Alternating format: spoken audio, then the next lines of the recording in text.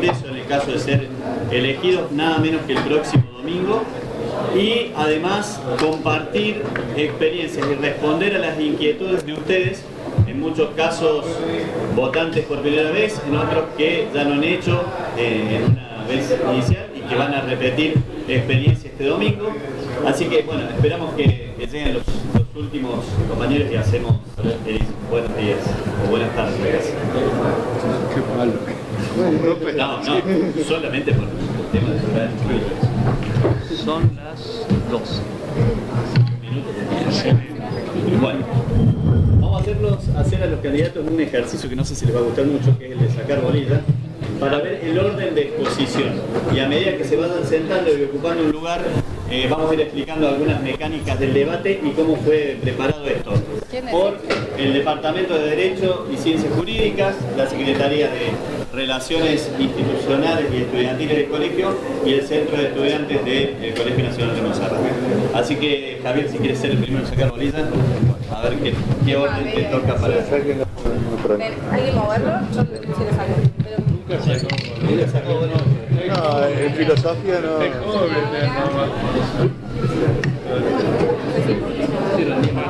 Sí, rendió. El 4. No, algunos no iban por ese caso. ¿Quién quiere ser? Pablo. Y en la Paco alguna vez la sacamos. Tres, bueno. Al lado de Javier. Acá al lado de él. Rodrigo, estos bolilleros los conocés vos. Me estremece un poco el...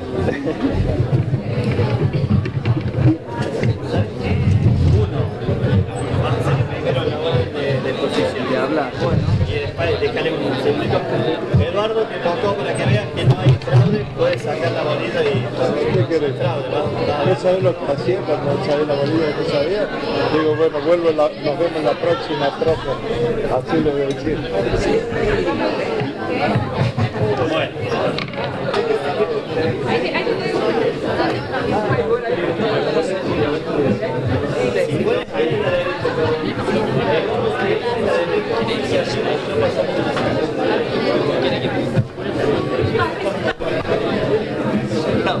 Después tengo que repartir los contadores y nos ubicamos nosotros. Vamos a iniciar después. Bueno.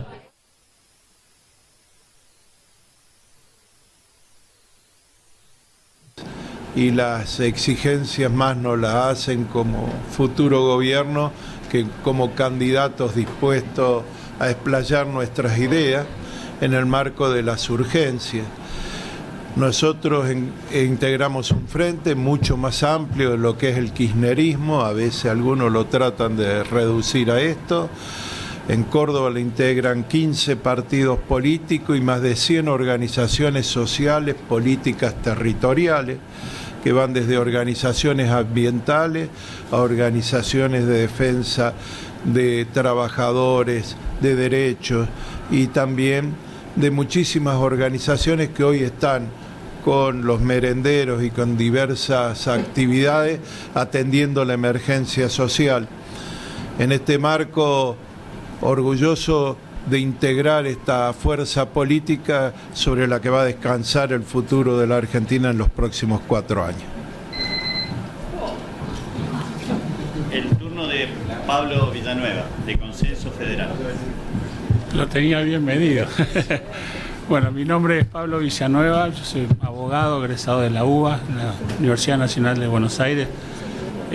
Pese a que provengo de un pueblo, Canals, al sur de Córdoba, de aproximadamente 10.000 habitantes, donde tuve el grandísimo honor de haber sido en su oportunidad ungido como intendente de esa localidad, donde fue una experiencia extraordinaria porque en la teoría y en la práctica de la política muchas veces delineamos y proyectamos ideas, pero que a veces llevado a la práctica realmente resulta no solamente difícil, sino que a veces hasta contrapuesta en esa situación. Me tocó épocas muy difíciles, pero realmente una experiencia enorme. Más allá de, bueno, de haber pertenecido también a otras organizaciones sociales, ser precandidato y todo, pero creo que a veces la currícula de cada uno depende sobre el accionar. Uno mientras va haciendo, va ocupando espacios, simplemente eso. Creo que lo importante es capacitarse, lograr y tener sueños, que ustedes que son jóvenes, y eso me parece que es lo más importante. Nosotros estamos acá para tratar de brindarle un proyecto político para las elecciones, al recambio de presidente de la Nación, pero creo que lo más importante de todo es trabajar sobre la base del futuro de este país.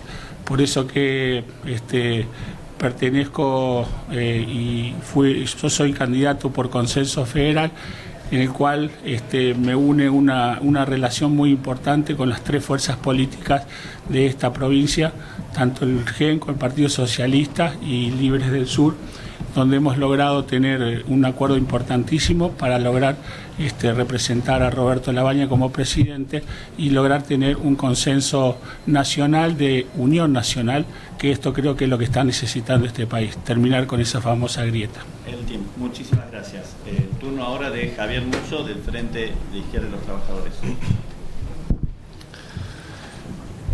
¿Qué tal, chicos, chicas, chiques? En primer lugar, agradecerle al Centro de Estudiantes por la invitación, por el debate, al colegio, un gusto volver a estar acá de nuevo. Bueno, nos toca días de las elecciones en una situación complicada en la Argentina. El resultado de las PASO claramente, desde nuestro punto de vista y de la mayoría de la población, arrojó de que el gobierno de Macri está terminado, un gobierno que nos está dejando un desastre, con 2 millones de desocupados, más de 4 millones de nuevos pobres, más del 33% de pobreza, que va a llegar seguramente el 40% a fin de año, una inflación escandalosa que puede llegar al 60%, una situación muy crítica, pero Macri se va a ir, pero va a quedar esta crisis, va a quedar el Fondo Monetario Internacional tutelando la economía de Argentina, y sobre esa situación es la que, de nuestro punto de vista, tenemos que discutir y hay que pensar de cara a las elecciones, pero también después de las elecciones, porque lo que se ve en la región en estos últimos días es que es muy difícil conciliar los intereses del Fondo Monetario Internacional con los intereses y las aspiraciones de la mayoría del pueblo trabajador. Algunos dicen que se puede hacer eso. Calculo que en este debate vamos a profundizar sobre esta cuestión.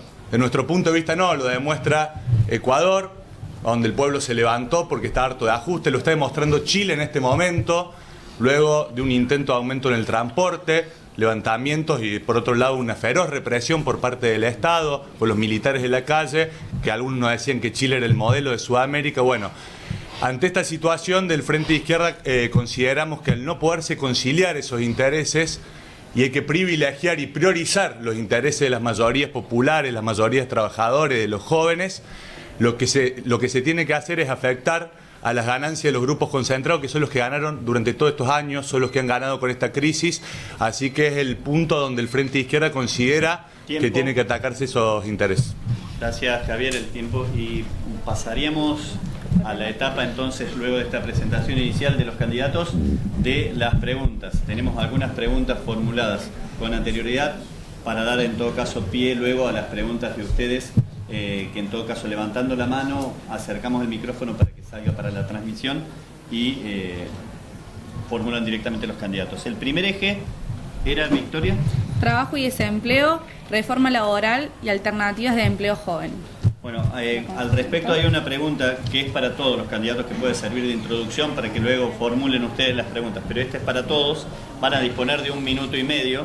Alguien dice: ¿cómo se hace para salir de la actual situación del país con los índices de inflación y de pobreza?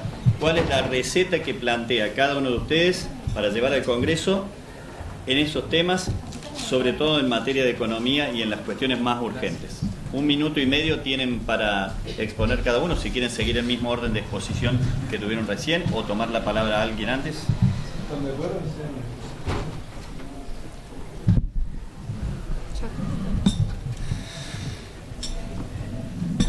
El tema del desempleo, el tema de la inflación que es el gran generador de pobreza en la Argentina, está directamente relacionado con el hecho de que este es un país que gasta con la tarjeta de crédito de hace 70 años. Un país que gasta más de lo que puede y que se ha dedicado a dilapidar muchos de sus recursos. Por ejemplo, cuando teníamos la soja a $600 la tonelada, que le dejaban al Estado enorme cantidad de recursos que en vez de haber sido invertidos para sacar adelante la situación de los pobres, fueron dilapidados, yo diría en gran parte en la fomentación de una cultura contraria a la cultura del trabajo. Por otro lado, tengo la impresión de que, digamos, hay que hacer un gran acuerdo nacional. Nadie puede solo. No pudo Cristina sola, no pudo Macri solo. Ambos nos han dejado pobreza, desempleo, inflación, chicos que no terminan el colegio, deserción escolar. Si la Argentina hace un acuerdo y se sienta seriamente a pensar cuáles son las prioridades, puede entonces ordenar su gasto público, proteger a los más débiles y dejar que este país tiene que dejar de ser un colador por donde se le escapan los recursos que bien podrían ser destinados a la protección de los más débiles. Gracias, Rodrigo. El turno de Eduardo Fernández. Es el problema de los problemas, el trabajo, la producción. ¿Cómo vamos a hacer? Lo vamos a hacer poniendo a la Argentina de pie.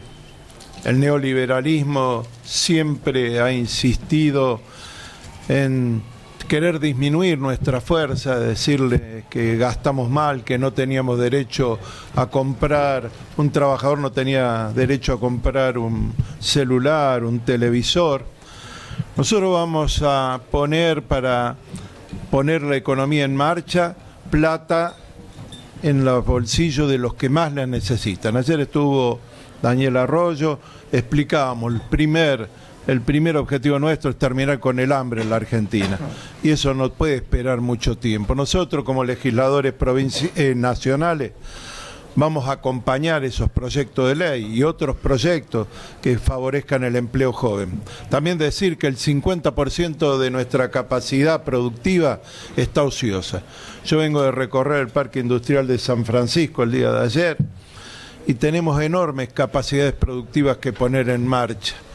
Nosotros sabemos cómo hacerlo porque tenemos la fuerza política necesaria para coordinar con los gobiernos provinciales y municipales esta tarea, que es enorme, pero que es posible y que va a devolver a la Argentina su funcionamiento productivo.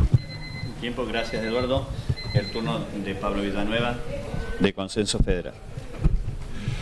Bien, en los últimos 8 años, casi 9 años, el país sufrió aproximadamente el 8% de presión tributaria del PBI. Esto significa, en términos de número, que el Estado le ha sacado al sector productivo, al sector trabajador, aproximadamente entre 30 y 35 mil millones de dólares. Imagínense que esos recursos utilizados en la sociedad, sin lugar a duda, que generaría un mejor estándar de vida.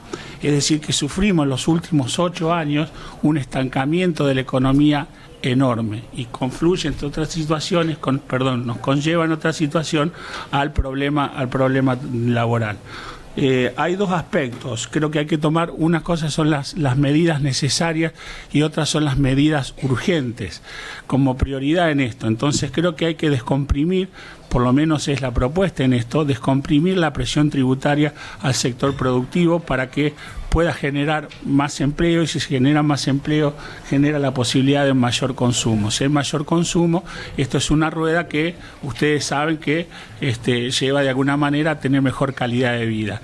Esto creo que es lo más importante de todo. Pero una cosa son las medidas económicas, pero sin lugar a duda que no es un hecho aislado. Hay que llevarlo, como lo decía el panelista anterior, a un acuerdo nacional, y esto me parece que es lo importante. Un acuerdo político es necesario para lograr esta estabilidad económica. Gracias, Pablo Villanueva. Damos paso a Javier Musso, del Frente de Izquierda de los Trabajadores. Bueno, Es una mentira completa que la Argentina se gasta más de lo que se tiene, que es un casetito que lo dicen todos. Es una mentira porque la gran sangría que tiene nuestro país es que todo lo que se produce o las riquezas nacionales se van en la deuda externa, se la fugan unos pocos. En Argentina, los principales ricos de Argentina tienen 400.000 millones de dólares en el extranjero en paraísos fiscales. Esa es la verdadera sangría, no es que el pueblo gasta más de lo que se tiene, una mentira total. Segundo punto, suena muy bien decir ponerle plata en el bolsillo de la gente. El problema es cómo. Si salimos bajo el Fondo Monetario, como dice Alberto Fernández, Argentina tiene que pagar 160.000 millones de dólares en 4 años. Nadie explica cómo se puede hacer eso a la vez que generar crecimiento. Por eso hay que partir de desconocer que es una deuda ilegal, no pasó por el Congreso, aparte no se vio beneficiado en nada el pueblo trabajador. Eso en primer lugar. En segundo lugar, hay que evitar esa sangría con la fuga de capitales. Nosotros proponemos una banca estatal única y en base a eso se puede generar crecimiento y trabajo. En primer lugar, desconociendo las leyes de flexibilización laboral que empezaron en los 90, el gobierno anterior dejó un 30 y pico % de precarización laboral, que este gobierno la aumentó. No dicen absolutamente nada de esa responsabilidad. Entonces, terminar con las leyes de flexibilización laboral no puede ser que el futuro y la esperanza para los jóvenes sea trabajar pedaleando en las inversiones que trajo Macri, que es Rappi, Uber, etcétera, etcétera. Y un plan de obras públicas para generar empleo genuino. El tiempo, Javier. Muchísimas gracias. Damos paso a quienes quieran formular dentro de este eje temático, que lo repetimos. El eje temático es trabajo y desempleo, reforma laboral y alternativas de empleo joven. Si alguno tiene alguna duda con este eje temático, Le pedimos que se presenten y formulen la pregunta. Si va dirigida a uno de los candidatos, a uno solo, lo aclara, y si es para todos, que también le haga la aclaración pertinente. Hola, soy Antonio. Le quería preguntar al candidato del Frente de Todos sobre cómo es la propuesta de ponerle plata en el bolsillo de la gente, porque entiendo que es un lindo eufemismo para evitar la emisión monetaria, la palabra de la emisión monetaria.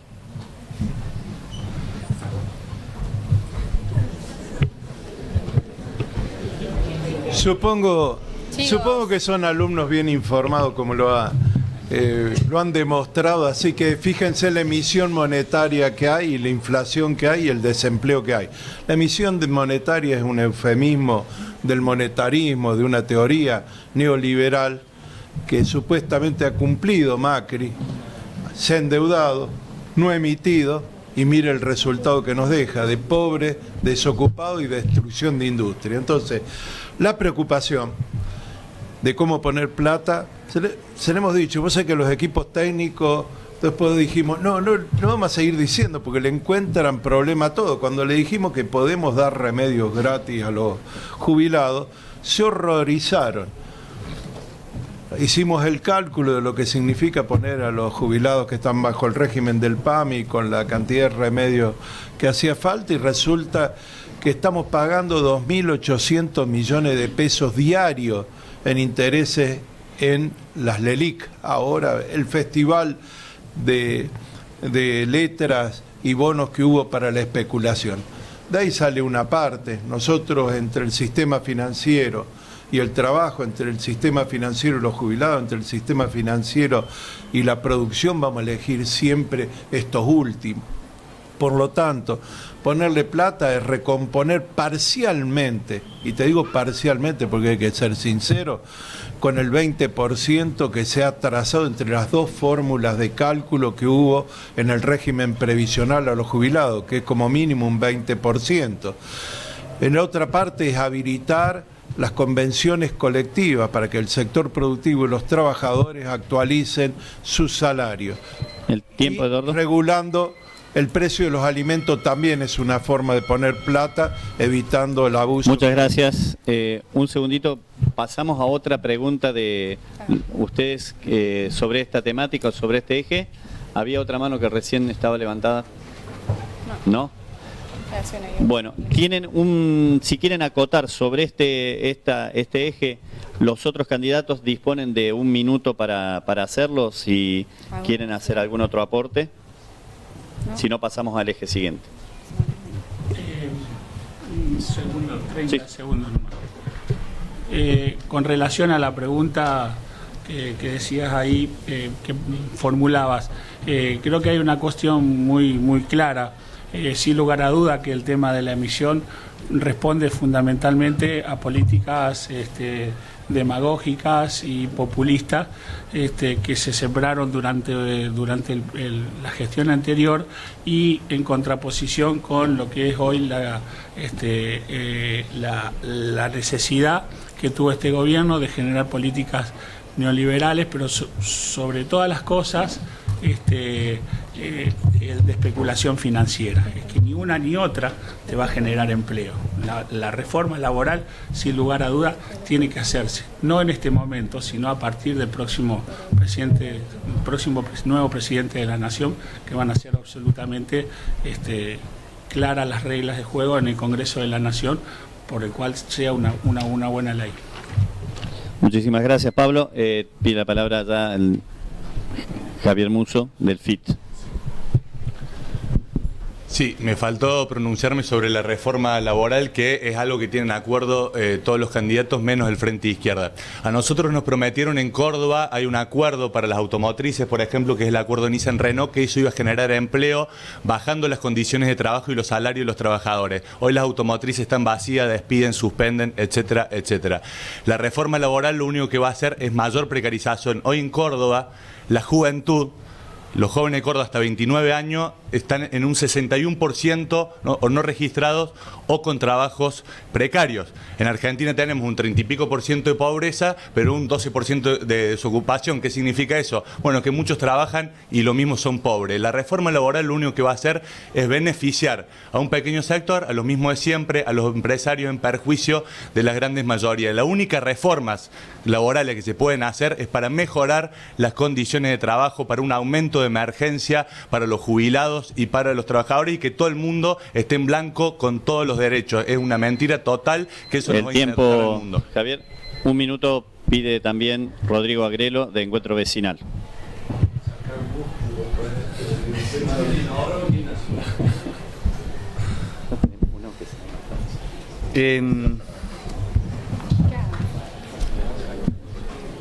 Yo diría que lo primero que hay que hacer si se quiere hacer una reforma laboral es hacer una reforma del Estado, porque es muy sencillo agarrar y modificar las leyes laborales y tratar de resolver mediante recortes o modificación de derechos lo que en realidad es el Estado lo que tiene que autoordenarse. Eso es lo primero. Cualquier reforma laboral tiene que ser justa para el trabajador y para el empleador, porque el empleo está castigado en la Argentina. El 38% es el país más caro de Latinoamérica en materia de empleo. El que tiene una pyme, como Eduardo, está castigado, entonces no genera empleo. Y al trabajador hay que generarle condiciones que no sean de servilismo, que sean de dignidad. Eso es lo que tiene que ser una reforma laboral que sirva y que además piense que viene la economía del conocimiento y la economía de la tecnología, que no puede ser regulada del mismo modo que se ha regulado la economía tradicional. Muchas gracias, Rodrigo. Bueno, vamos a pasar al segundo de los ejes temáticos fijados para hoy. Iniciativas legales clave, aborto, baja de imputabilidad penal. Sin perjuicio de algunas otras que ustedes hayan puntualizado en las preguntas, de los que hemos charlado, incluso viendo este año la materia de Derecho, que acá hay algunos profesores que están aquí acompañándonos también. Así que para después las preguntas. Inicialmente, la palabra para cada uno de los candidatos. Desde nuestro punto de vista, el aborto es violencia contra la mujer, por las condiciones en que queda una mujer que ha sufrido un aborto. Lo que se llama el síndrome post-aborto. La dificultad para conciliar el sueño, los daños emocionales, espirituales, las dificultades para establecer relaciones afectivas a futuro. Eso está estudiado como lo que se llama el síndrome post-aborto. Y a veces es violencia contra dos mujeres, porque en la práctica del aborto se elimina la vida de otra mujer que está en el seno materno, que es una semillita como hemos sido cualquiera de nosotros. Es decir, el aborto es violencia contra la mujer. Y el aborto es el triunfo del machismo. Yo soy presidente del portal de Belén, Hogar para la Mamá Sola. Miren, La mayoría de las chicas que llegan al portal con la idea de abortar o que han abortado, lo han hecho por presión de una pareja que no se quiere hacer cargo del chiquito, por presión del abusador que sabe que el chiquito es la prueba del delito si le hacen un ADN, por presión del proxeneta, del cafizo que se llama, que es el que le saca jugo al cuerpo de la mujer cosificándola. El aborto es el triunfo del machismo. Entonces nosotros creemos que hay que garantizar una protección jurídica y una organización del Estado para acompañar a la mamá en conflicto con el embarazo. Segundo, baja de la edad de la imputabilidad. Nos oponemos a la baja de la edad de la imputabilidad. ¿Por qué? Porque los países que lo han hecho han fracasado, porque la delincuencia no tiene que ver con la edad, tiene que ver con la exclusión social mayormente. Entonces, la bajaremos de los 16 a los 14, y si no resulta, ¿la bajaremos a los 12? Y si no resulta, ¿la bajaremos a los 10? ¿Y condenaremos chicos de 10 como si fueran adultos? No es la solución. Gracias, Rodrigo. El turno de Eduardo Fernández, del Frente de Todos. El Estado tiene dos opciones: o mira lo que está pasando en la realidad objetivamente, o se hace el distraído. Hoy ignorar la cantidad de muertes que origina el aborto clandestino es un crimen también, y es un crimen grave, porque la función del Estado es justamente cuidar a sus ciudadanos y a la salud pública. Despenalizar el aborto no es promocionarlo, es una gran confusión. Despenalizar el aborto es no someter a las mujeres justamente a una violencia innecesaria que termina muchas veces en la muerte. Es un gran negocio. Hace poquitos días sacó el Colegio de Bioquímicos de la República Argentina, el Sindicato de Bioquímicos, mejor dicho, un dato: 15.000 millones de pesos se movilizan por año con los abortos clandestinos, más los medicamentos que los laboratorios hacen pingües negocio con las necesidades de una realidad que es tremenda. Con respecto a la penalidad de los menores, me parece que en la Argentina, si los estados nacionales, provinciales y municipales cumplieran el rol que tienen que cumplir, si se cumplieran las leyes vigentes, si los menores no vieran que los delincuentes de guante blanco andan paseando y se sacan fotos en las revistas famosas, seguramente daríamos un mejor ejemplo. Así que antes que disminuir la edad de imputabilidad, hay que respetar las leyes. Muchas gracias, Eduardo. El turno de Pablo Villanueva, de Consenso Federal. Cuando tuve la posibilidad, cuando estaba en Buenos Aires y estudiaba abogacía, asistí al debate maravilloso que fue la ley de divorcio. En su oportunidad había gente que estaba en contra del divorcio y otros que estaban a favor. Y no se trataba acá de una cuestión de que si eran pro-divorcistas o divorcistas. Esta es la cosa que parecía que se desintegraba a la familia porque uno estaba a favor del divorcio y otros no.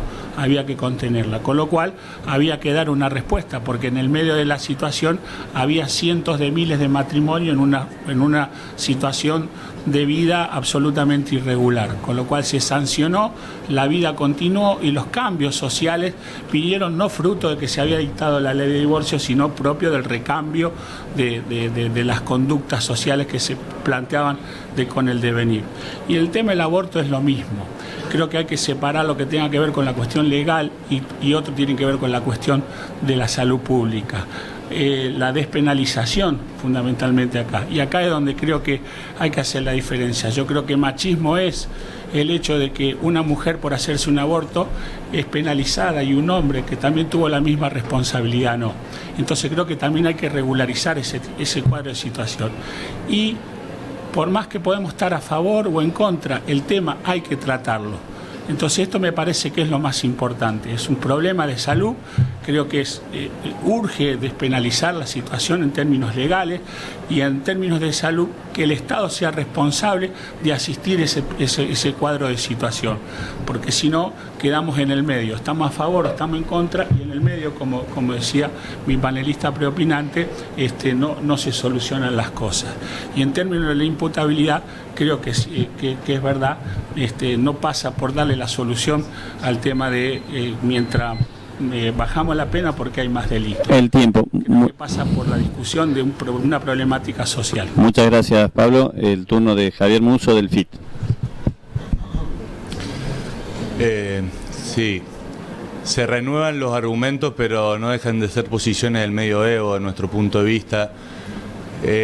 Nosotros estamos completamente por la educación sexual integral en todos los niveles educativos, por anticonceptivos gratuitos en los hospitales públicos y por el aborto legal, seguro y gratuito. Las listas del Frente de Izquierda son listas 100% verdes. El portal de Belén, para que sepan, es el que impedía, por medio de una presentación judicial, el aborto no punible, es decir, para casos, el protocolo de aborto no punible para casos de violación, algo que está estipulado en el Código Penal desde hace un siglo.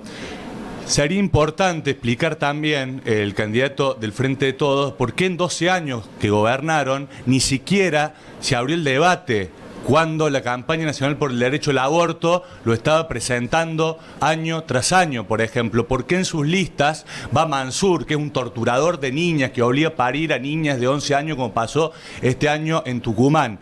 Entonces, desde nuestro punto de vista, lo que fue la pelea por el derecho al aborto encabezada por las mujeres, que no en ningún momento plantearon que era machismo, al contrario, es la clave para que se conquiste este derecho mínimo y fundamental. Por la baja de la edad de imputabilidad, los delitos realizados por menores de 16 años, delitos graves, el 1,1%, es completamente insignificante. No es otra cosa que aumentar el control social sobre la juventud, como planteó mi candidato presidente Nicolás del Caño. La mayoría de las persecuciones de la juventud es por el consumo de marihuana. Por eso nosotros en ese marco, al contrario, opinamos que hay que otorgar más derechos por la legalización de la marihuana, ya sea de uso medicinal o de uso recreativo.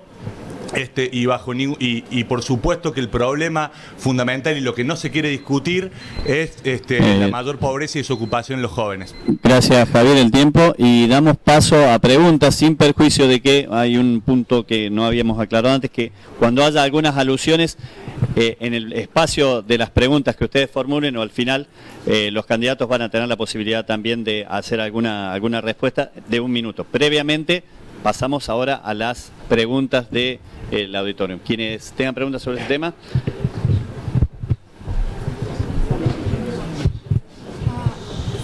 Bueno, después va. Hola, buen día.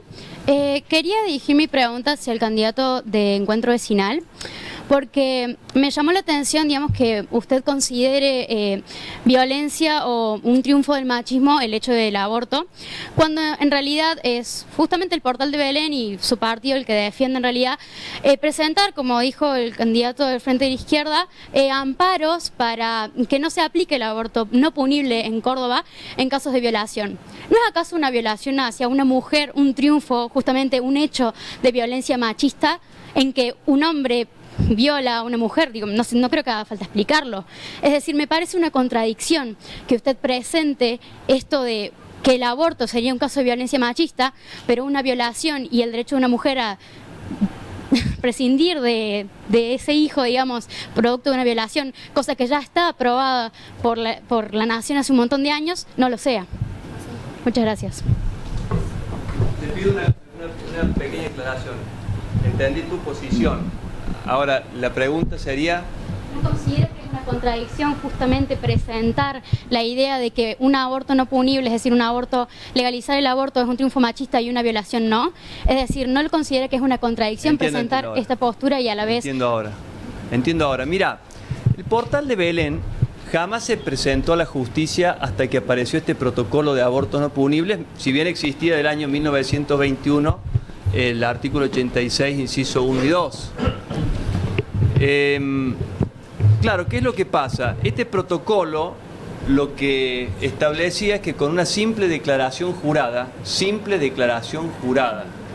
en la que la mujer dijera que el embarazo era producto de un abuso sexual, sin prueba, es decir, sin llevar ni la denuncia contra el violador, ni decir quién, cómo, ni cuándo, el Estado está obligado a practicarle un aborto. Una mera declaración jurada. Si yo voy a sacar el carnet de conductor y le digo al que me atiende que yo sé conducir, pero demuéstremelo, no, yo le juro que sé conducir, ¿me darían el carnet de conductor? Evidentemente no me lo darían. Entonces, con una simple declaración jurada, quieren proceder al aborto. Y eso jamás podemos aceptarlo. Fíjense, la provincia de Santa Fe lo tenía vigente el protocolo, 800 abortos por año en los hospitales públicos de Santa Fe. La provincia de Córdoba, solo en la maternidad nacional, 22 abortos a 24, según la información que tenemos, por año. 800 contra 22 a 24. ¿Eso qué quiere decir? Que cuanto más abrimos la puerta y más facilitamos, más abortos se producen. ¿Por qué? Porque en el estado de conmoción, alguien que va a abortar está en un estado de vulnerabilidad generalmente. Si nosotros pasás por la puerta y entras y te practicás un aborto, no hay tiempo para la reflexión sobre esa decisión tan fundamental en la vida. Tiempo. Acá otra pregunta de Agustín.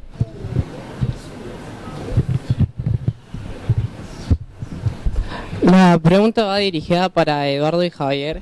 Bueno, según el Ministerio de la Salud de la Nación de 2015, el aborto es, las muertes por aborto es la causa número 40 en Argentina por mujeres en edad fértil. ¿No les considera más importante tratar las demás muertes por personas de mujeres que mueren por cáncer, por demás enfermedades, en vez de tratar por una ley que nada más beneficia a los capitalistas y a las empresas yanquis? Muchas gracias.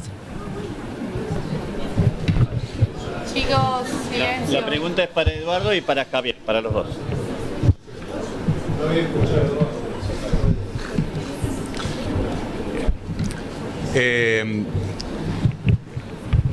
Por más que sea la causa número no sé cuánto, nos parece importante atender que 300, en principio como un problema en salud pública, que 300 mujeres por año, de cifras que se pueden registrar, al ser clandestino, es muy difícil incluso poder acceder también a las consecuencias del aborto clandestino, ¿no? Para nosotros no es estar a favor de las dos vidas, es estar a favor de ese aborto en la clandestinidad. Entonces nos parece fundamental atender ese derecho. En segundo lugar, se habló mucho de las empresas, de Planet Parents, no sé, que Soros, no sé qué se beneficia de eso. No, es una completa mentira. La legalidad del aborto que se da en el hospital público es justamente para también terminar con ese negocio privado, que aparte accede una minoría de la población, porque lo que sucede que son las mujeres pobres, las mujeres con menos recursos, las que son víctimas del aborto clandestino y las que muchas veces termina en la muerte. Eduardo.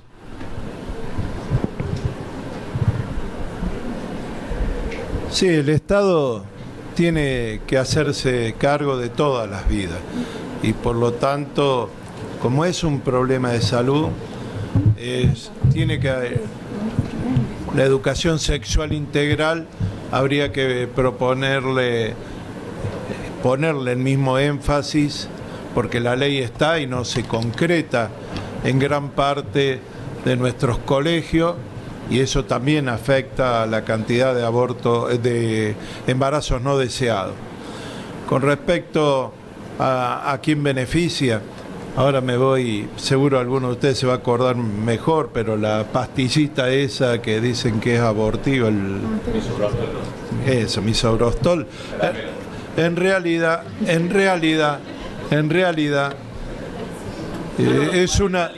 es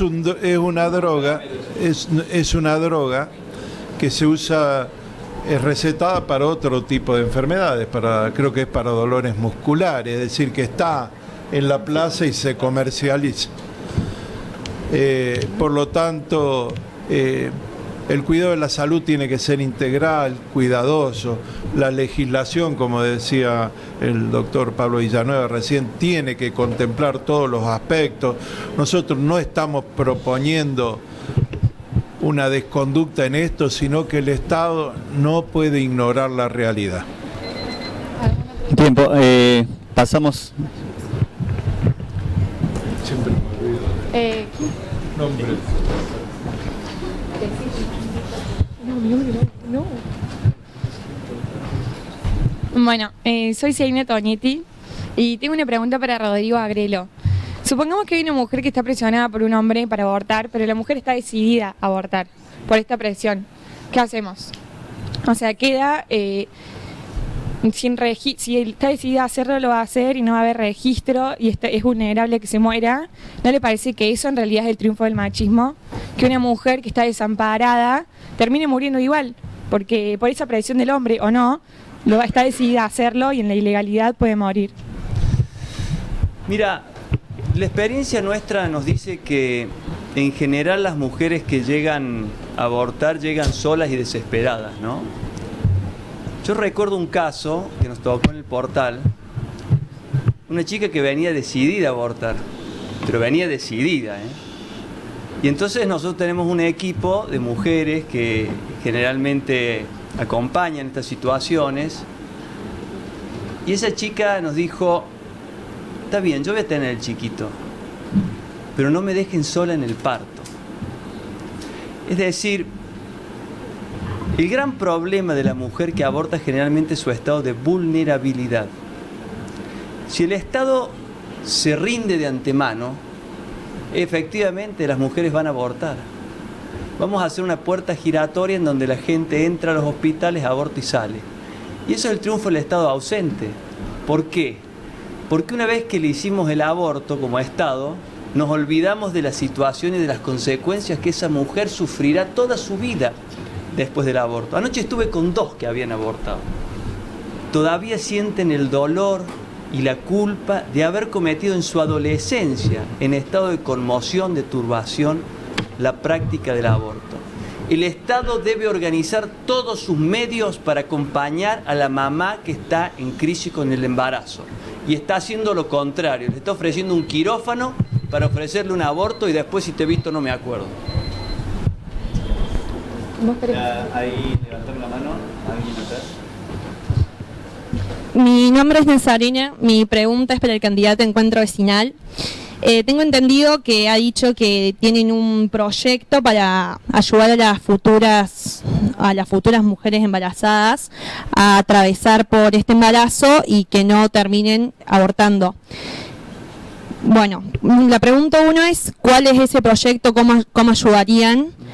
¿Y qué pasa con las que no van al portal de Belén y no van a pedir ayuda y directamente lo hacen? Porque, bueno, ayudan a las que piden ayuda, digamos.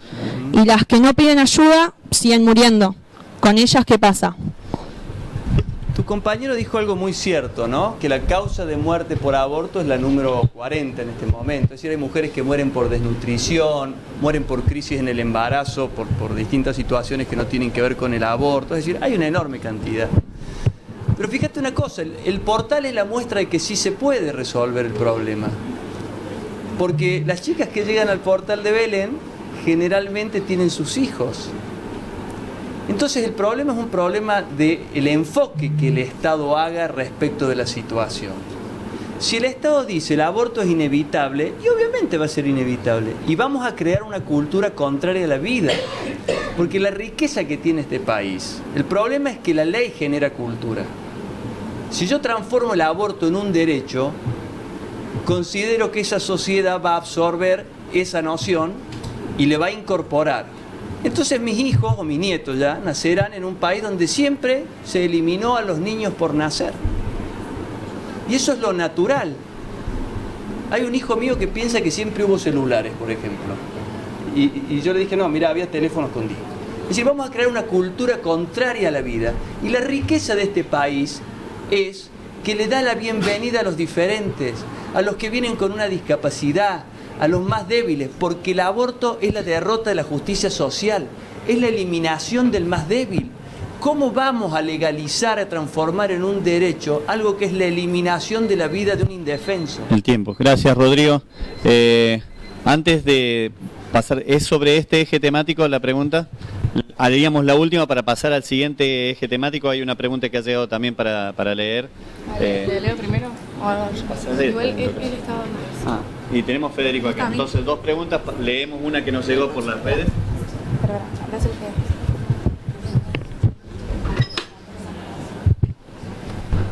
Hola, gracias por venir primero. Quería hacer una pregunta al candidato al Frente de Todos. Usted hace unos minutos dijo que literalmente la Constitución defendía a todas las vidas. Al legalizar el aborto hay una que pierde. ¿Qué puede decir respecto a eso? No estaría defendiendo todas las vidas, como usted mismo dijo. Gracias. Es evidente que el problema del aborto, te decía, encierra un tremendo negocio y no nos podemos hacer los distraídos desde el Estado. Estaba buscando justamente la cifra que daba el Sindicato de Farmacéutico y Bioquímico. Más o menos 500.000 mujeres pasan por distintas instancias de aborto y hay las muertes que hay. Pero también es un tremendo negocio. Cada clínica privada, entre medicamentos y material quirúrgico, etcétera, le sale 30.000 pesos a cada mujer. Es por eso que acompañar este proceso y las drogas, como es el misoprostol, es un medicamento legal, que es un antiinflamatorio, antirreumático y que facturó el año pasado 1.243 millones. Y afecta la vida también. Entonces hay que hacerlo. La defensa de todas las vidas hace a que la mujer también tiene la responsabilidad de salvar su vida y es tan importante. Y en ese plazo, en ese sistema legal nosotros tenemos que permitir. No lo estamos auspiciando el aborto, lo estamos legalizando. Arriba penalizarlo sería un desastre.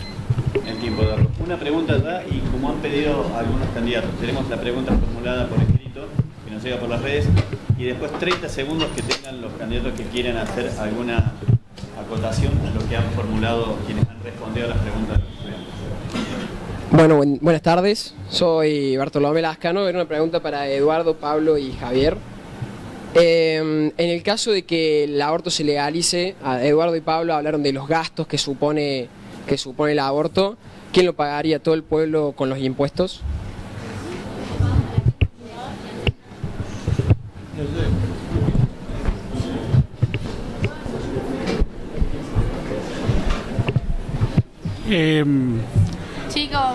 Chicos. A ver, cuando hablamos de Estado y el funcionamiento del Estado tiene que ver básicamente en términos económicos que se basa sobre la recaudación. Es decir, esto es clave, digamos. Cuando uno trabaja sobre la base de un presupuesto y direccionado en términos de lo que tenga que ver con la partida correspondiente en salud, tiene que ver fundamentalmente con esto, o sea, destinarle, de aprobarse la ley, los elementos económicos necesarios para que el Estado se haga cargo. Esto es una obligación, porque si no, caemos en lo que se llama en derecho un desuetudo, o sea, hacemos una ley, pero no se aplica. Esto creo que es fundamental, pero me parece que cuando hablamos de la Constitución, la defensa en términos de estructura jurídica, el bien elegido, el bien supremo por sobre todas las cosas es la vida, en términos de lo que es lo más importante, en términos de si esto tiene que ver con la necesidad de buscar lo mejor, sin lugar a duda que no hay que escatimar gastos en función de esta situación. El tema del aborto no hay que verlo desde el punto de vista económico en cuanto tenga que ver con lo del Estado, porque también hay otras necesidades. La educación también, si lo tomamos desde el punto de vista económico, es un gasto, pero sin lugar a duda que la educación es una inversión. Entonces, mientras más el Estado tiempo, Pablo, con esto, sin lugar a duda que va a tener que hacer el cargo. Gracias.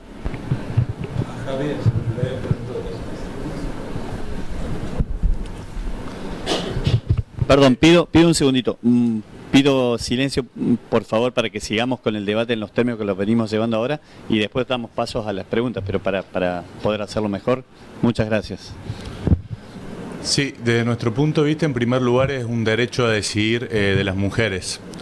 Pero también es un problema de salud pública y como es justamente un problema de salud pública, desde ya como también la educación pública se hace cargo el conjunto de la sociedad, pero vos fíjate que hay cosas que son, o sea que el Estado y los impuestos del pueblo trabajador sostienen, algo que no es de todos, por ejemplo, como por ejemplo el culto de la Iglesia Católica.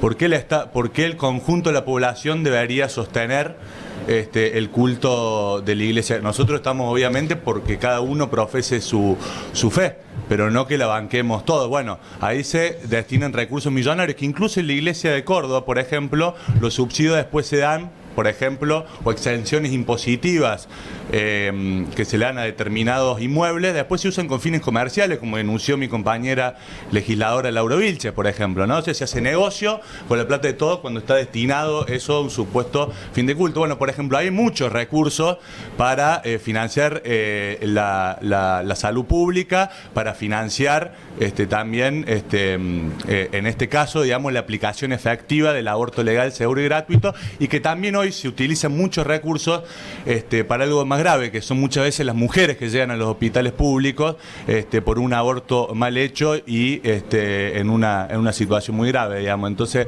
consideramos que no es un problema, pero ante todo, en nuestro punto de vista, está el derecho a decidir. Muchas gracias. Eduardo Fernández.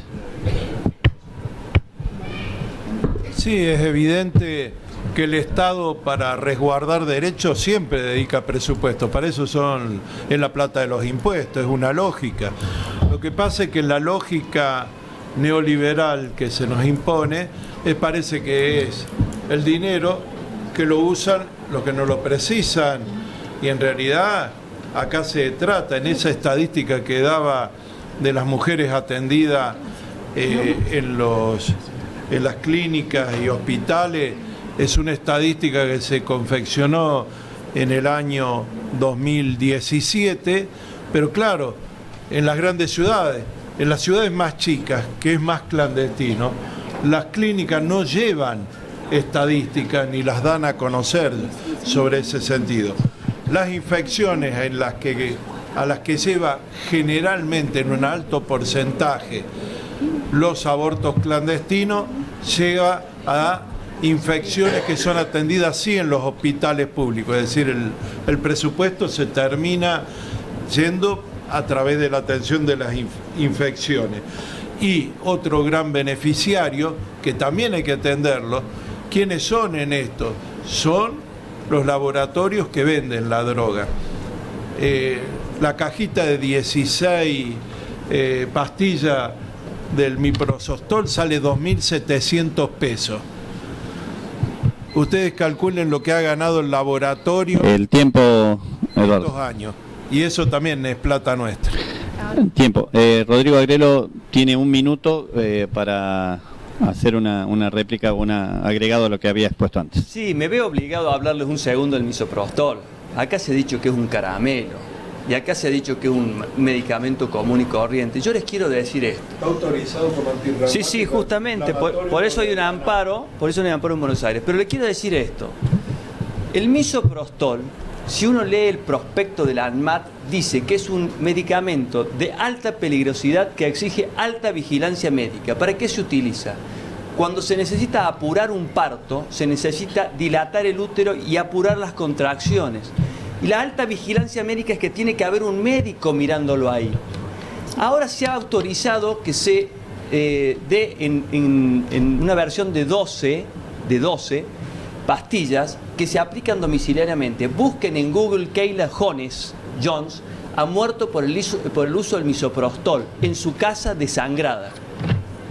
Eso es el misoprostol. Tengan mucho cuidado, por favor. Piénsenlo 10 veces antes de tomar misoprostol. Gracias, Rodrigo. Están muertas ustedes. Es una barbaridad. ¿Cómo se puede decir que es un caramelo? Gracias, Rodrigo. Tiempo. 1 minuto. Ahora vamos a hacer una pregunta y después van a tener. Chicos, por favor. Silencio. Bueno, la pregunta es para el candidato de Encuentro Vecinal. Es de público conocimiento que el tema del aborto es un tema de salud pública. Entonces, ¿por qué se pone por encima de asuntos del Estado, ideales personales, ideales religiosos, si los políticos tienen que estar para el bienestar de las personas y no solamente por lo que uno piensa personalmente? Muchas gracias. El aborto no es un tema religioso, es un tema humano. Todos los tratados internacionales que la Argentina ha suscrito establecen el principio del favor minoris. ¿Qué es el principio del favor minoris? El principio de aplicación de la ley más protectoria a la víctima. La víctima es el más débil. Quien seguro pierde la vida en un aborto es una persona que en el 50% de los casos estadísticamente es una mujer, porque es una niña. Entonces es un tema humano. Si nos organizamos al sistema de salud pública para que todos los recursos, hospitales, médicos, enfermeras, psicólogos, psiquiatras, asistentes sociales, se orienten al acompañamiento, y hay experiencias muy precisas. Municipio de San Miguel, busquen ustedes en la provincia de Buenos Aires, todas las tasas de mortalidad infantil han sido bajadas en ese municipio, producto de que de una alta vigilancia y acompañamiento de las mamás que están embarazadas, muchas de ellas que son muy jovencitas. El aborto es evitable. El aborto es la legalización del aborto es renunciar a la riqueza humana de este país que lo ha protegido al niño por nacer desde su fundación. En 1869, el primer Código Civil ya Tiempo, Rodrigo. al niño por nacer, hasta hoy. Muchas gracias. Un minuto para cerrar este eje temático que pidió Javier Musso. Para cerrar este eje temático tenemos que pasar al siguiente, que incluye economía, inflación y sobre todo pobreza, según la propuesta o lo que han sugerido a través de las redes los estudiantes también. Sí, Rodrigo, lo del caramelo es lo que dijo Gómez Centurión en el debate, hubo memes por todas las redes sociales, a eso me refería. Pero tu argumento en contra del misoprostol es muy bueno para demostrar de por qué tiene que ser justamente legal en un hospital público. Y Rodrigo, no se puede comparar con un carnet de conducir una mujer que pasó por una violación. El protocolo es justamente porque la mujer sometida a una violación encima después lo tiene que explicar, argumentar, justificar, probar, etcétera, y todo lo que le pedís vos. Entonces, pero más de fondo, y lo último me quería referir, es que detrás de esto lo que hay claramente, hizo en el debate en el Congreso alguien que tengo muchísimas diferencias, pero me acuerdo de una gran intervención de Pino Solanas. Lo que hay detrás de esto es justamente una sociedad completamente machista, completamente patriarcal, que lo que no quiere, lo que no le gusta es el deseo de las mujeres, el goce de las mujeres. Y me acuerdo que esta es la misma gente que estaba en contra del divorcio, que estaba en contra del matrimonio igualitario y que decía que después iban a casar los perros. Bueno, esa gente es la misma que está en contra. Muchas gracias, Javier. Pasamos a otro eje temático que incluye economía, inflación y pobreza. Chicos, por favor. Un minuto, vamos a acotar un poco los tiempos por una cuestión de dar paso a las preguntas, que veo que son muchas. Un minuto para abordar el tema cada uno de los candidatos y damos luego paso a cada una de las preguntas de ustedes. Bastante amplio para un minuto, pero simplemente les cuento un proyecto rápidamente. Nosotros tenemos un proyecto que se llama Cruz del Sur.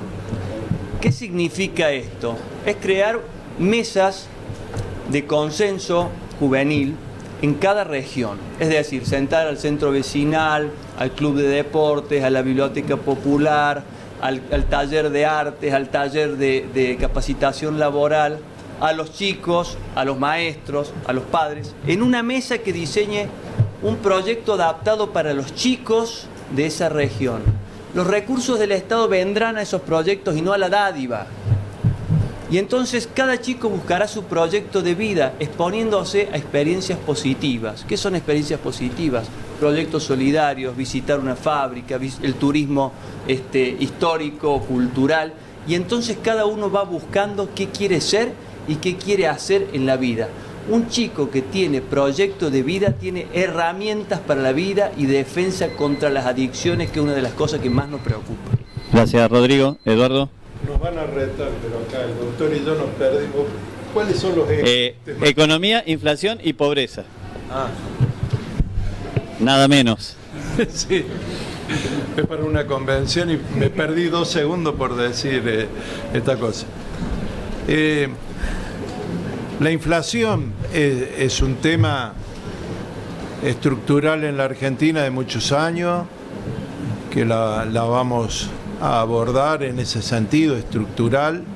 Ha quedado demostrado en este último gobierno que no es un problema monetario, y que el experimento nos ha salido carísimo a los argentinos, que por lo tanto a nivel económico lo que vamos a devolver a la Argentina son las posibilidades a través del manejo del Estado responsablemente, donde el sistema financiero cumpla su rol, el sistema tributario cumpla su rol, también tengamos política referida a lo que es el mercado cambiario que favorezca a la producción. Y por supuesto vamos a tener que esperar otro minuto. Gracias, Eduardo. Pablo. Para sintetizar, la economía es escasez, por eso nace. Con lo cual, en la economía si hay escasez y se trabaja mal hay inflación, y si hay inflación genera pobreza. Esto es una síntesis, una ecuación en la cual, aunque parezca simplista, pero en definitiva es así. Se hace difícil a veces en un minuto poder hablar de estos temas, pero básicamente me remonto a lo mejor a alguna pregunta puntual que tenga que ver con esta situación. Lo reitero, es imprescindible, necesario, que para lograr estabilizar la economía y empezar a trabajar sobre la base de crecimiento, parar la inflación, buscar un acuerdo nacional entre todos los partidos políticos, organizaciones intermedias, organizaciones no gubernamentales, para que en ese consenso se logre básicamente ese criterio de unidad, y cuando hay criterio de unidad podemos empezar a hablar seriamente en lograr un plan económico que logre la estabilidad. Logrando la estabilidad empezamos así a trabajar y a pensar básicamente en eliminar... Gracias, Pablo. Perdón. Javier Musso. Enseguida daremos paso a las preguntas, ahí van a poder explotar un poco más. Sí, la situación de la pobreza es dramática y la que deja Macri es más aguda aún, pero también el gobierno anterior dejó el 25-27% de pobreza según los índices. Previo a la dictadura militar había el 3% de pobreza en la Argentina, es decir, no es casual, no es natural, no es parte de la vida que haya pobreza. No, había un 3% de pobreza, pero a partir de la dictadura militar, del genocidio, se empezaron a implementar políticas en favor de un pequeño grupo de especuladores, exportadores, en detrimento de la gran mayoría popular, y hoy tenemos las cifras que tenemos, que tuvo picos del 50%, por ejemplo, en el 2001. Es decir, mientras sigan desarrollándose políticas que van a beneficiar, como por ejemplo el pago de la deuda, ustedes sabían que con los intereses y capitales, el 50% de lo que se va a pagar el año que viene en la deuda externa, se resolvería el conjunto de la pobreza por ingresos, por ejemplo. Se terminaría, por ejemplo. Bueno, entonces claramente los que eligen seguir bajo el Fondo Monetario no vamos a resolver el problema de la pobreza. Gracias, Javier. Damos paso a preguntas de quienes están. En este momento algunos tienen que partir a clase, así que... La primera, hay preguntas formuladas mientras tanto. Ahí te pie, Federico.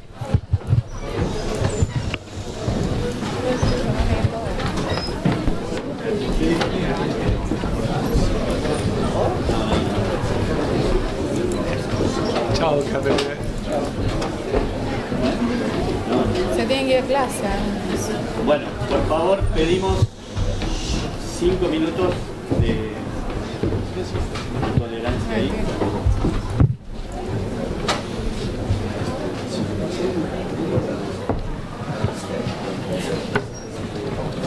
Se nos achicó la mesa de Federico.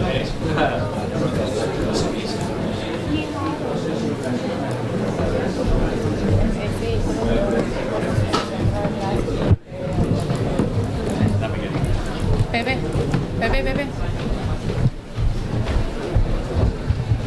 Bueno, pedimos disculpas porque algunos de los estudiantes están en época de previas, exámenes, últimas pruebas antes de los trimestrales, ya terminando años, sobre todo los séptimos.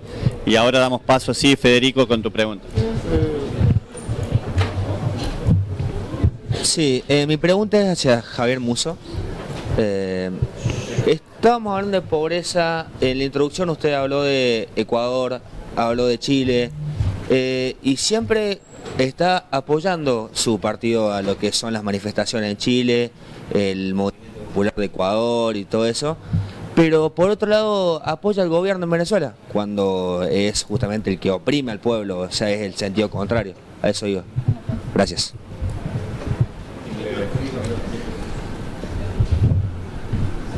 ¿Tu nombre cómo es? Federico. Fede, no, vos sabés que no, nosotros no apoyamos ni a Chávez ni a Maduro, nunca lo hemos hecho. De hecho, nosotros somos una organización, tiene grupos hermanos en distintos países del mundo y de Latinoamérica. Nuestros compañeros y compañeras en Venezuela han sido perseguidos por el régimen de Chávez y de Maduro, es decir, nosotros rechazamos absolutamente el autoritarismo del gobierno de Maduro. Eso no es igual a apoyar un intervencionismo, por ejemplo, de Estados Unidos, como está sucediendo en este momento. Son dos cosas completamente distintas. Nosotros nos oponemos y que la situación la tiene que resolver el pueblo trabajador. Por eso también tenemos diferencia en este caso con el Frente de Todos, que por un lado la posición de su presidente es una, pero de persona importante como Massa es otra, ¿no? Que en eso coincide con Macri. Pero no, se hace muchas veces un sentido común de que la izquierda, en nuestro caso el Frente de Izquierda apoya a Maduro, pero en lo más mínimo. Le recomiendo incluso en nuestro periódico digital, La Izquierda Diario, que incluso tienen varios idiomas y de varios países, entre ellos Venezuela, se puede acceder en profundidad a lo que son nuestras posiciones históricamente con respecto al régimen venezolano. ¿Preguntas por aquí? Bueno, yo tengo una que llegó por las redes, que es... ¿Cómo van a contrarrestar sobre todo los índices de pobreza, que se calcula que van a estar cerca del 40% a fin de año, en caso de una nueva escalada del dólar después del domingo 27 de octubre? Pregunta para todos, porque no la dirigió a nadie en particular. Para los cuatro candidatos.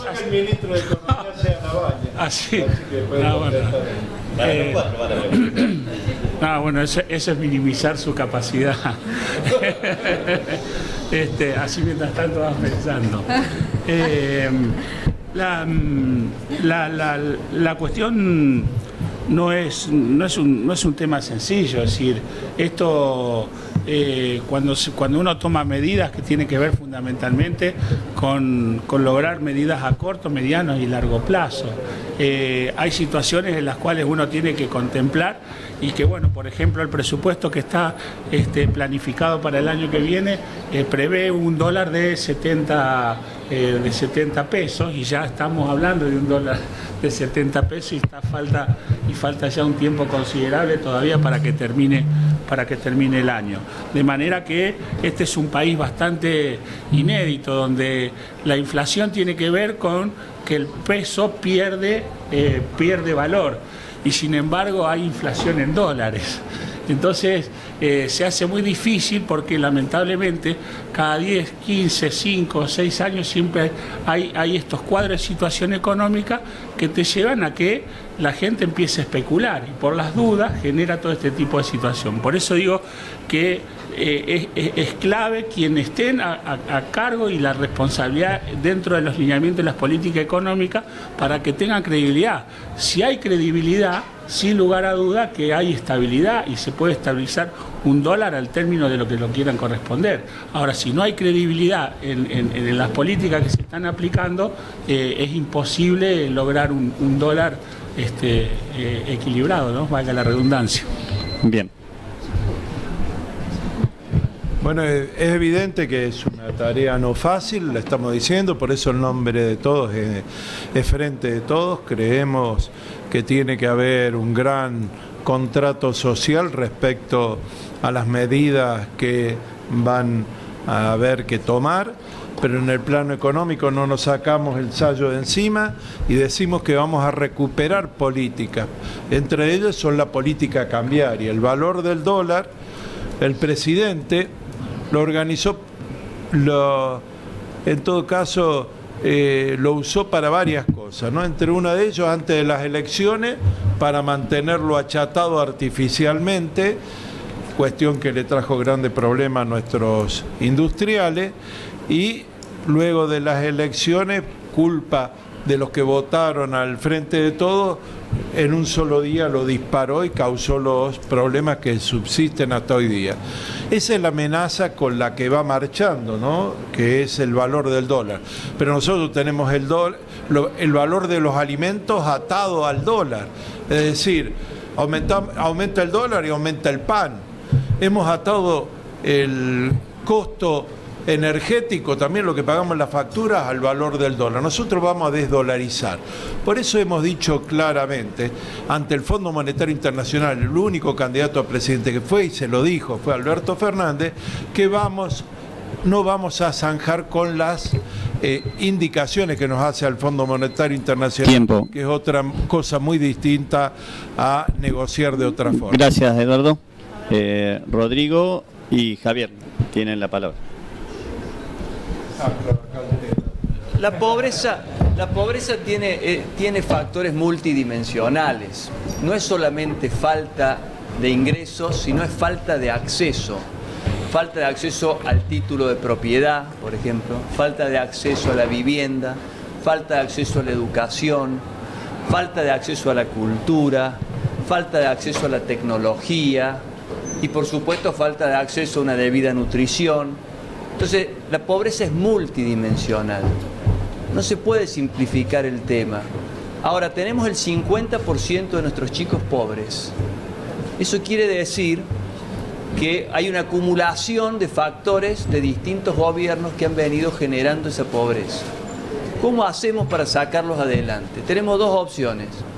O agarramos piedra y nos las empezamos a tirar y a descalificarnos, como vi que sucedió en el debate de antes de ayer, o de lo contrario hacemos un gran acuerdo nacional que permita poner a los más débiles por delante y recrear la cultura del trabajo, porque los pobres no son un envase a llenar, tienen algo para dar, tienen dignidad.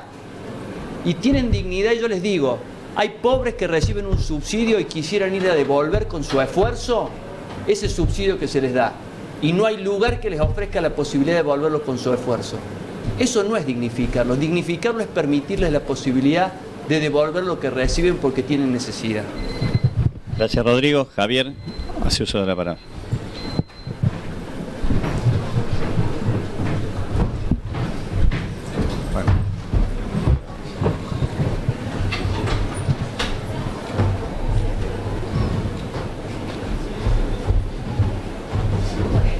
Gracias.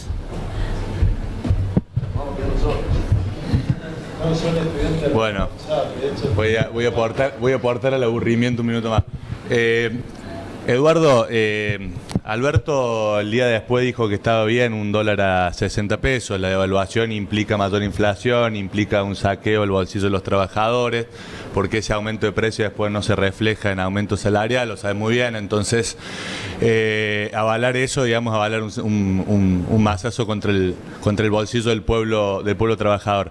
Y con respecto al Fondo Monetario, Alberto podrá tener todas las intenciones del mundo en negociar, decían que era un fondo distinto, amigable, pero la realidad es que el Fondo Monetario no negocia, y si negocia lo hace a costa de reforma. Digo, no podemos desconocer la situación en la región, no podemos desconocer la situación en Ecuador.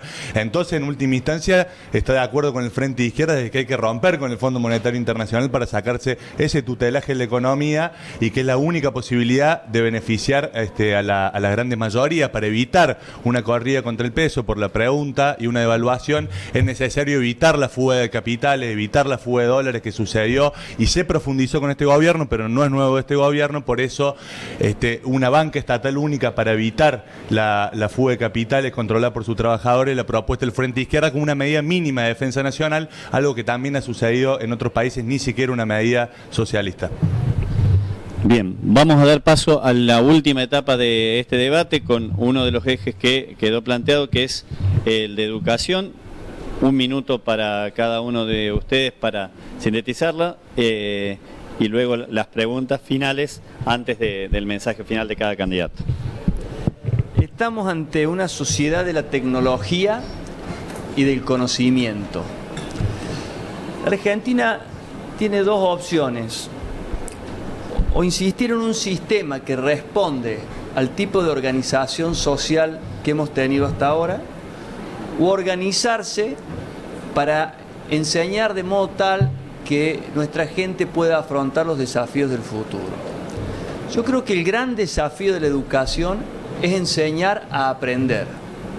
Es decir, si a nosotros nos enseñan una destreza específica hoy, esa destreza puede llegar a ser abstracta o innecesaria porque ya puede desaparecer por el uso de la tecnología esa necesidad.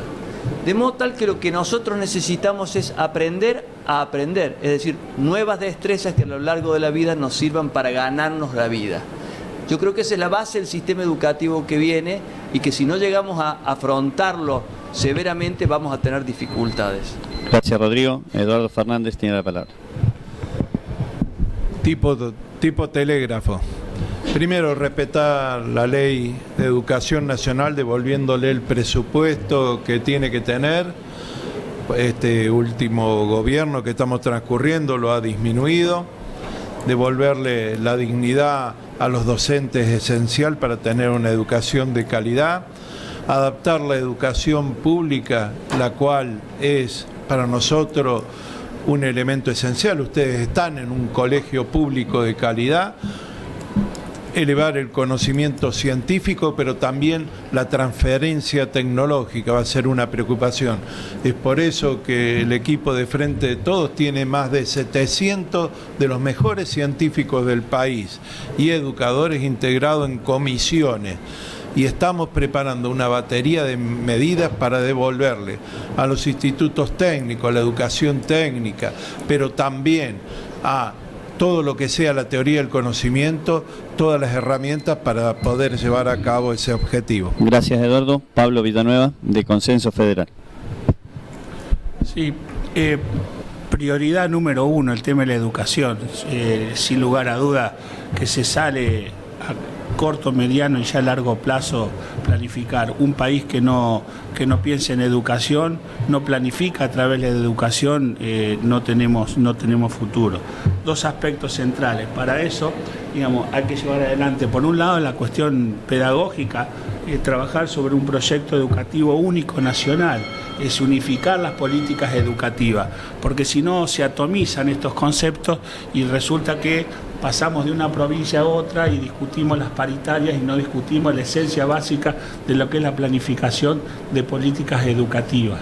Y por otro lado tiene que ver fundamentalmente el tema del presupuesto. Mucho hablamos de políticas educativas, pero también tenemos que ver como una correlación. Fíjense una cosa, un dato clave: Singapur invierte en educación aproximadamente un 4.5 sobre su presupuesto. Nepal 1.5. ¿Saben cuánto Argentina? 1.4. Entonces esto creo que los números hablan de por sí. Gracias, Pablo. Javier Musso, del FIT. Sí, en el terreno de educación son varios puntos. El primero, el salario de los docentes. Un docente no puede estar ganando por debajo de la canasta familiar como es ahora. Los docentes han sido atacados sistemáticamente, entonces es demagógico decir que ahora los docentes son la prioridad cuando la expresidenta decía de que eran unos vagos, que trabajaban 4 horas por día, etcétera, tenían 3 meses de vacaciones. No, nosotros en nuestra fuerza, muchas compañeras son docentes, sabemos que esa no es la realidad en la escuela media, entonces que el salario docente tiene que ser igual a la canasta familiar como una prioridad. Después podemos discutir cómo llegar a ser Finlandia, ¿no?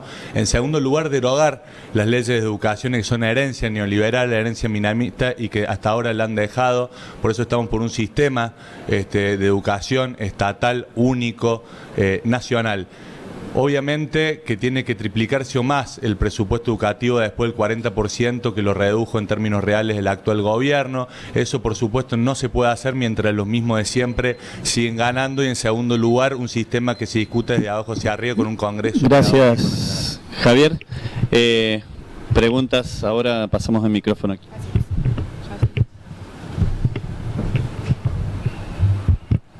Buenas, mi nombre es Nassim. Retomando lo que dijo Pablo, es cierto que la mayoría de los países más desarrollados del mundo y los más prósperos han invertido mucho más en educación que países que probablemente no han alcanzado todo su potencial, y que políticas en educación van de la mano con políticas económicas a largo plazo. Es decir, que si yo invierto en educación, puedo mejorar el destino que cada uno le da a su plata o a la inversión en educación financiera, por ejemplo. Mi pregunta sería, ¿está la conciencia sobre esa repercusión que tendría la educación a largo plazo? En la conciencia medioambiental, en la educación financiera, por ejemplo. Gracias. ¿A quién la pregunta? A todos, sí. Un minuto para a quien quiera responder, claro. Yo diría que, Hashim, que esto es un tema pendiente en la Argentina. Si estuviera en la conciencia ya lo hubiéramos hecho. Ya lo hubiéramos hecho como país. Ahora, cualquier renovación política implica en ese gran acuerdo nacional poner a la educación por delante, porque es como el dominó. Cuando vos impactas sobre la educación, impactas sobre las familias, impactas sobre la capacidad de hacerse de un medio de vida, impactas sobre la calidad de lo que la sociedad maneja como valores. Es decir, desde mi punto de vista eso no está. Me parece buenísimo que lo plantees, porque evidentemente la política argentina discute sobre eslogans, no sobre problemas. Y entonces, si hay un acuerdo nacional, este tiene que estar prácticamente en el primer lugar de la agenda. Gracias, Rodrigo. El turno de Eduardo Fernández, del Frente de Todos. Bueno, perfecto. Me permite terminar lo que estaba diciendo sobre educación. Nosotros proponemos un sistema nacional del conocimiento que va a unificar todos los institutos que hay, porque para nosotros el conocimiento es desarrollo. Pareciera que es imposible, es decir, se ha creado la fantasía de que, por ejemplo, los adelantos tecnológicos están en el mercado, los podés adquirir. Lo hacen las grandes empresas monopólicas, las pymes nunca podemos llegar a esos adelantos tecnológicos. Los adelantos tecnológicos significan también que nosotros podemos ser mucho más competitivos. La competitividad la ponen diciendo que no tenemos que bajar derechos laborales. Nosotros decimos que podemos, en el siglo XX quizás decía que para obtener buenos precios, competitividad, tenías que tener economía de escala, es decir, en la cantidad. Hoy la tecnología permite tener economías y ser competitivo en mucho menor escala, y eso es una posibilidad para las pymes también. Gracias, Eduardo. Pasamos a Pablo Villanueva del Consenso Federal. Cuando dijiste se puede, pensé que digo, sí se puede. Vas a decir. Bueno, poquito de humor como para despertarnos.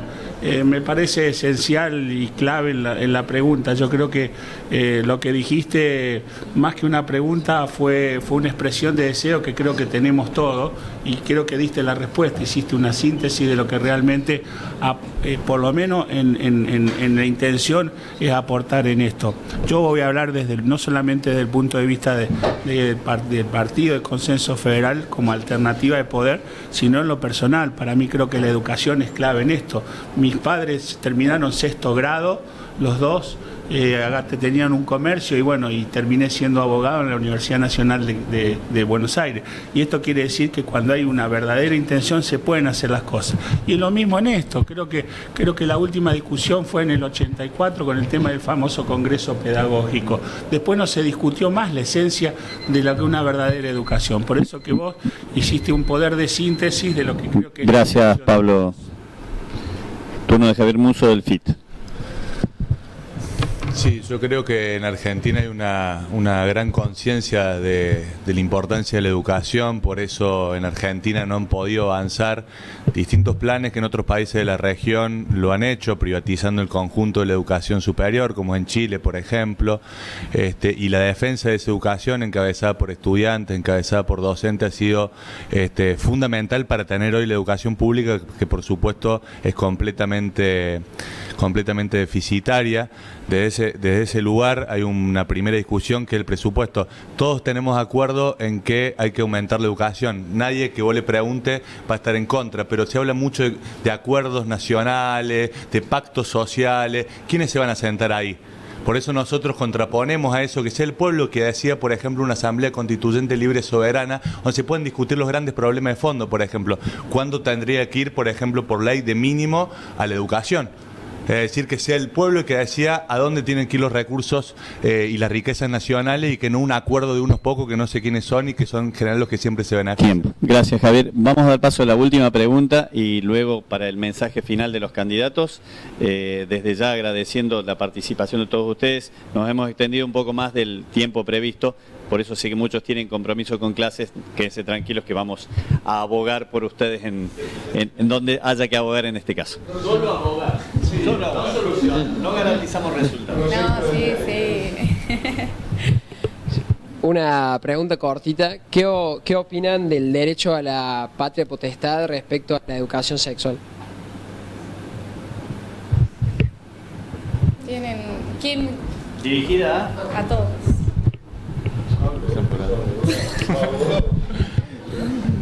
Un minuto para acá. Sí, no la tenía prevista, pero salió el chip.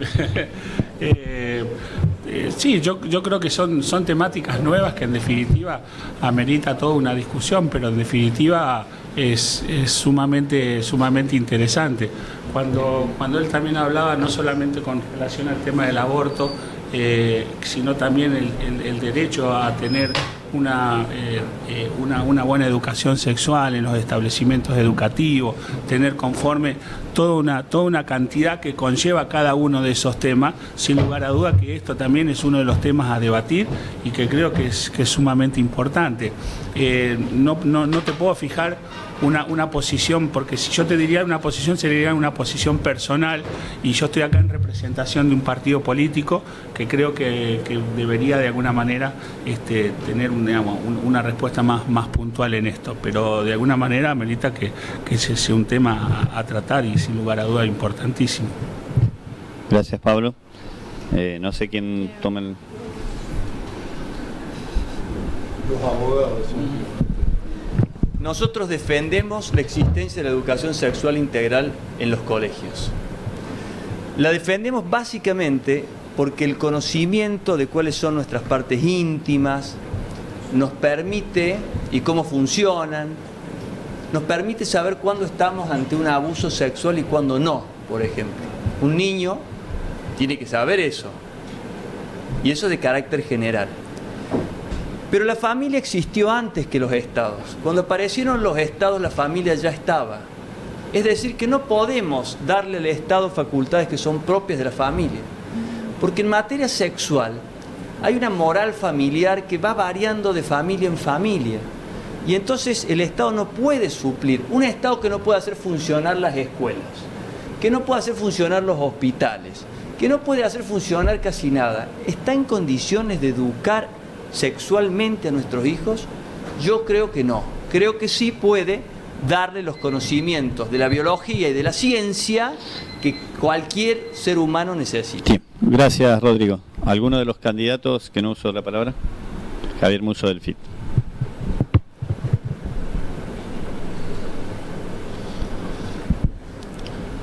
Sí, me parece que no puede... la familia existió antes del Estado y tuvo formas aberrantes también, la forma de educación. Entonces, no existe nada de nuestro punto de vista natural. Las sociedades son justamente sociales, se dinamizan. Y también ha adquirido justamente esa idea de familia nuclear múltiples formas, en la cual nosotros, estamos a favor, digamos, que en el caso de cualquier elección de género, etcétera, pueda tener patria potestad, y sobre la cuestión de la educación, por supuesto que tiene que ser el Estado el que la garantice, no se puede someter. Se puede pensar de la otra manera, no se puede someter a un niño, no se puede someter a un adolescente a la religión, a lo que haya decidido sus padres. Tiene que tener el acceso mediante el Estado al conjunto de los conocimientos, al conjunto de las elecciones posibles. Por eso tiene que reclarar justamente en el Estado y no tiene que ser privación de la familia. Gracias, Javier. Bueno, si no hace uso de la palabra Eduardo, bueno, entonces vamos a pasar como corolario de este debate, que llevamos ya casi 2 horas, y lo felicito realmente por la calidad de las preguntas, la atención, la participación de cada uno de ustedes, además de agradecer por supuesto a nuestros invitados. Pero le vamos a dar entonces ahora, a partir de ahora, 1 minuto para que cada uno de ustedes sintetice finalmente y tenga la posibilidad de decir por qué tienen que votar por el partido que ustedes representan, a quienes están acá votando tal vez por primera vez o quizás en segunda o tercera ocasión. ¿En el mismo orden? Si quieren hacerlo en el mismo orden. Bueno, no tengo problema. Primero agradecerles, chicos. Ratifican una vez más la inquietud que siempre la gente en Montserrat tiene por los temas profundos, así que agradecerles. Decirles que yo creo que este país está siendo llenado de un rencor y de un odio que no merecemos. Y que quien piensa distinto no es nuestro enemigo. Acá seguramente sobre los temas que hemos planteado y que mi partido tiene posición, habrá las más diversas perspectivas. Yo quiero decirles que como argentino, lo siento otro argentino a los que piensan distinto.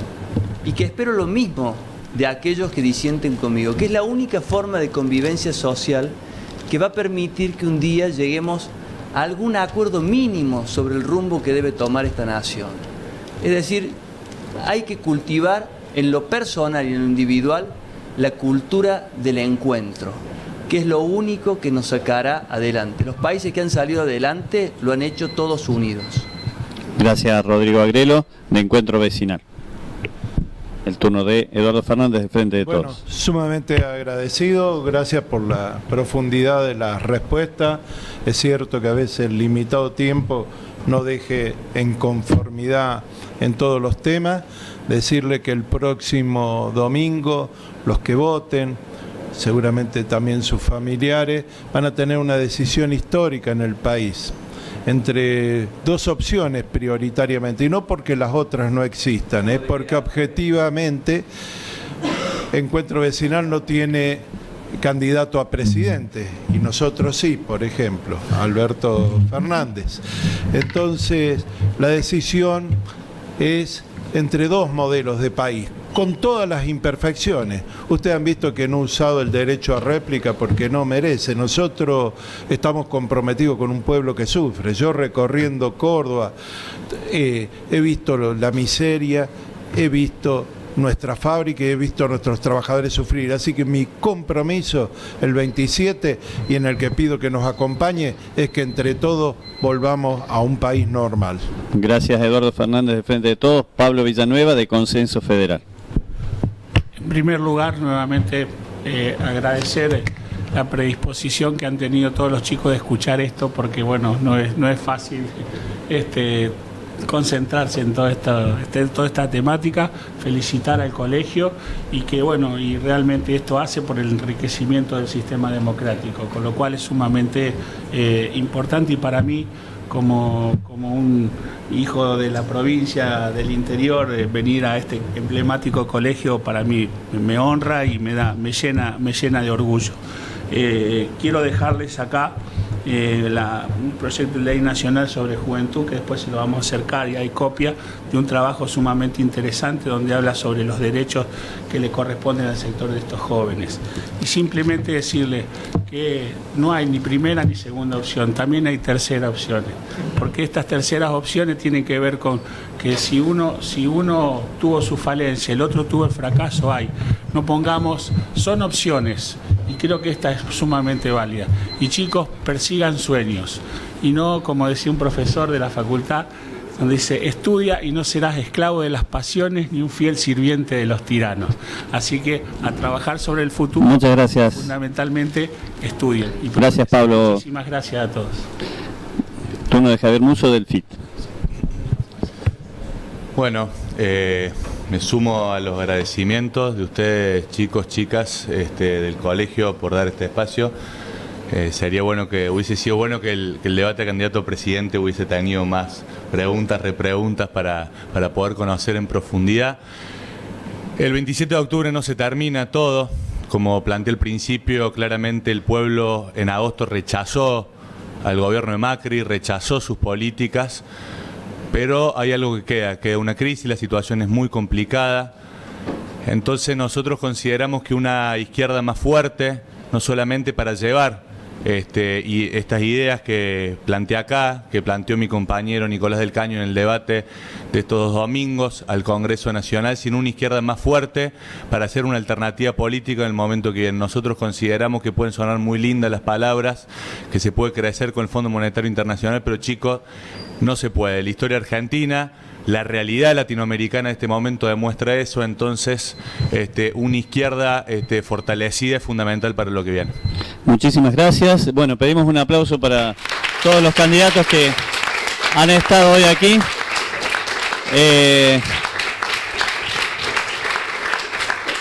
En nombre del Centro de Estudiantes del Montserrat, en nombre del Departamento de Derecho y Ciencias Jurídicas, de la Secretaría de Relaciones Institucionales y Estudiantiles, un pequeño presente, y además hay gente de la Monse Radio que tal vez requiera de alguna opinión de los candidatos ahora apenas terminado el debate.